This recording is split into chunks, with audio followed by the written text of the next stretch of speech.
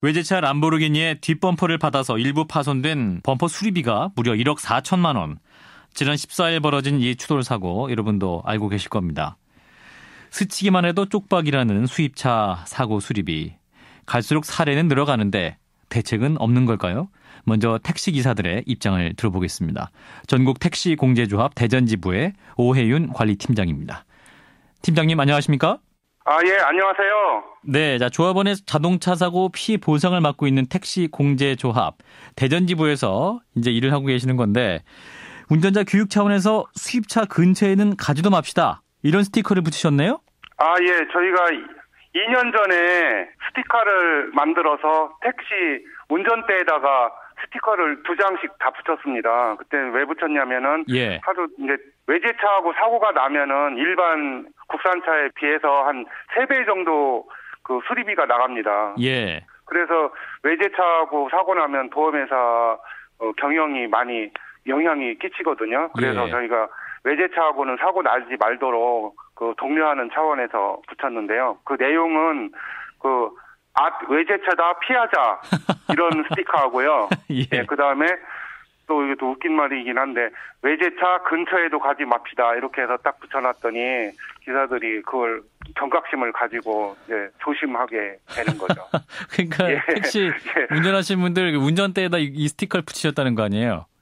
예, 그렇죠. 예, 그러니까 정말로 택시 운전하시는 분들에게는 수입차가 공포의 대상이었다. 이걸 좀 느낄 수 있을 것 같은데요. 정말 사고가 많았나 보네요.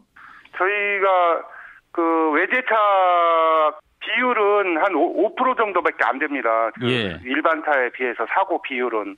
그러나 그 금액적으로 이제 통계를 내보면 외제차가 한 15% 금액이 차지합니다. 그러니까 다시 말해서 한 3배 정도 보상이 나가는 거죠. 예. 자, 이렇게 이제 외제차랑 사고가 날 경우에 이제 보상 차원에서 현금을 요구하는 경우도 있다. 이런 얘기가 있습니다.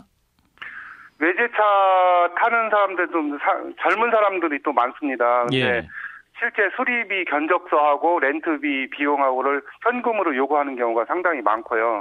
그러면 저희가 적정 가격을 협의해서 지불을 하는데 아마 그 금액을 가지고 1급 정비 공장에서 안 하고 일반 그 카센터나 어디 아는 공장에서 저렴한 가격으로 하는 것 같습니다. 예, 그러니까 이제 현금은 정상적인 수리비를 받고 실제적인 수리는 싸게 할 수 있는 그러면 2차 수리업소 이런 곳에서 이제 하게 되는 거군요. 예, 저희가 수리를 해줄 때는 1급 정비 공장에서 수리를 해주지만은 개인이 할 때는 거기서 안 하고 다른 데서 하는 것 같습니다. 그러면 팀장님도 직접 사고를 경험하신 적 없으신가요? 사실 몇 년 전에 저희 와이프가 그 외제차하고 사고가 난 적이 있어요. 아, 그래요? 어떤 차였나요? 롤스로이스인가. 그런 차 있습니까? 하여튼 저도 처음 보는 차인데, 그 밤바 뒤에 릴이라고 있어요. 저기 밤바에 한 선으로 이렇게 감싸주는 건데, 그게 약간, 흠집이 났는데, 쌍방 과실 사고거든요. 근데 저희가 볼 때는 보통 그런 경우 몇십만 원 정도, 일반 차량이면 몇십만 원 정도 이렇게 예상을 하고 있는데 나중에 보험회사 물어보니까 견적이 1,000만 원 정도가 들어왔답니다. 팀장님도 말씀드리시고 굉장히 놀라셨겠네요. 저희는 그래서 서로 사실 그쪽이 가해차라고 생각을 했었는데 나중에 조사해 보니까 수리를 안 하고 현금으로 받아갔다고 하니까 아마 수리를 안 했겠죠. 그런 사례가 굉장히 많습니다. 특히 외제차 같은 경우는 부품이 미리 준비되어 있지 않은 경우가 많다 보니까 렌트카 쓰는 경우가 많습니다. 그러면 최장 30일까지 쓰는데 렌트비는 막 1,000만 원 정도 나오고 하는 경우도 나오거든요. 그럼 저희가 사정해서 렌트를 쓰지 말고 차라리 저희가 배차비를 돈으로 주겠다 이렇게 협의를 해서 좀 깎아서 지급하는 경우도 있죠. 그러니까 렌트비까지 다 물어줘야 되니까 그런 손실이 크다는 말씀이시군요. 말씀 여기까지 드릴게요. 고맙습니다. 고맙습니다. 네, 전국 택시공제조합 대전지부의 오해윤 관리팀장이었습니다. 자, 그러면 어떤 대책이 논의되고 있고 또 마련돼야 할지 전문가의 의견 들어보겠습니다. 대림대학교 자동차학과의 김필수 교수 연결합니다. 교수님 안녕하세요. 네, 안녕하세요. 네, 수입차가 늘면서 사고도 늘고 사고 비용도 늘고 있는데 어떤 제도적인 대책이 좀 필요할까요? 고민이 많습니다. 일단 국산차 대비 수입차가 이 부품 가격이 한 5.5배고 공임도 한 2.5배거든요. 예. 이 부분을 근본적으로 낮출 수 있는 방법이 좀 나와야 되고 있는데 예. 올해 그래서 후반부터는 정부에서 대체품 제도를 도입을 합니다. 대체품이요? 예. 예. 네, 대체품이라는 것은 양산차에 들어가는 새 부품이기보다 애프터 서비스용으로 공급하는 부품을 총체적으로 대체품이라고 그러는데요. 예.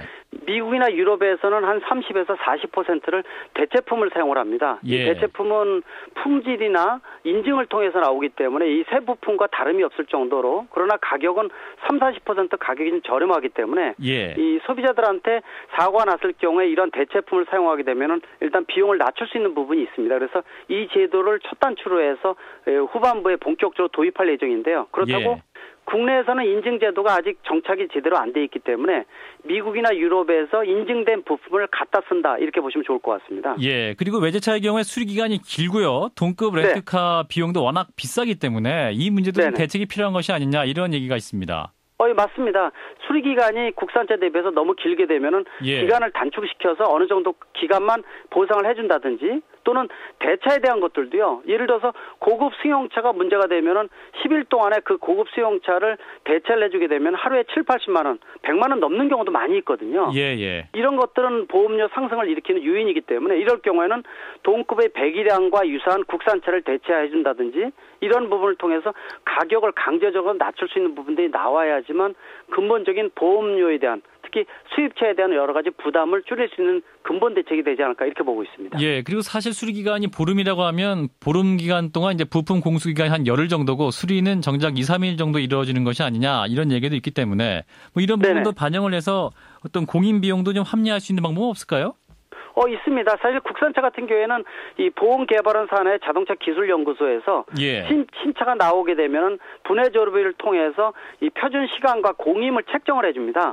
근데 수입차에 대해서는 워낙 다양한 모델이 나오기 때문에 이런 부분들을 국내에서 시행을 지금 본격적으로 하지는 못하고 있는데요. 미국이나 유럽 쪽에서 이미 나와 있는 공임이나 시간 비용을 국산차 대비해서 합리적인 가격과 표준 시간과 공임에 대한 부분들을 좀 책정을 해줘야 된다고 보고 있습니다. 이 부분들이 아직 시행이 제대로 돼 있지 않기 때문에 국산차 대비 2.5배에 대한 공임도 그대로 물고 있는 부분이 있어서 이 부분도 낮출 수 있는 근본적인 방법이 마련돼야 된다 이렇게 볼 수가 있습니다. 문제는 다 드러났고 이제 어떻게 하면 되는 거 다 알고 있는데 그러면 제도가 반영되면 되는 거 아닙니까? 언제쯤 시도될까요?